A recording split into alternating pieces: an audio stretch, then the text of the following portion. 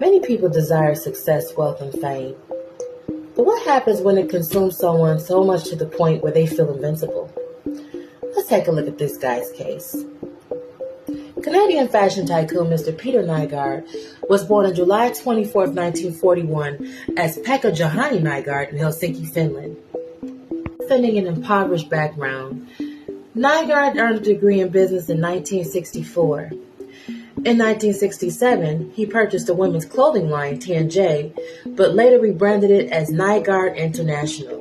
Nygard became highly successful in the fashion industry, where he had access to a plethora of women and began to engage in predatory behaviors. His insatiable appetite for sex, power, youth, and longevity would later lead to his destruction and to the violation of thousands of women. Nygard was charged with multiple cases of sexual assault in California, Canada, and the Bahamas.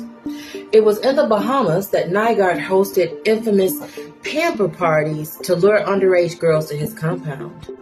Under the guise of the pamper parties and a promising modeling career, many women became victims of sexual assault. Nygard's victims were provided food, music, drinks, dancing, and games before they were drugged and raped. Many of the young women complained of feeling sick after having a drink. Next, they were forced to Nygard's bedroom, where he performed sexual acts on them while they were inebriated.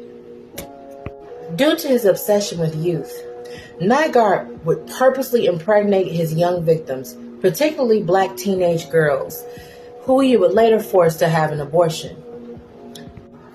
Nygard believed that the injected stem cells from the aborted fetuses would help him remain youthful.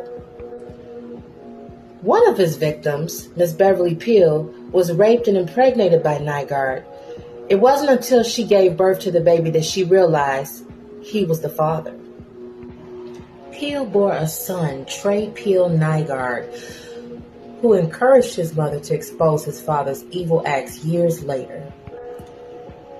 In September of 2024, after years of investigation and charges with sex trafficking, Nygard was sentenced to 4 counts of sexual assault, dating back as far as 1968 up until the mid-2000s. He is currently serving 11 years. Success can either be a blessing or a curse. Choose wisely.